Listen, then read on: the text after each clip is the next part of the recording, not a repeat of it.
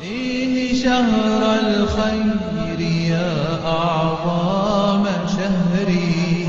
أشكر الأخ عبد الله من اسطنبول لمساهمته في حملة إفطار عن طريق منظمة بادر الخيرية على الأسر المحتاجة في منطقة الحولة وريفها. التوزيع سوف يكون اليوم في بلدة عقرب. لمن صام احتسابا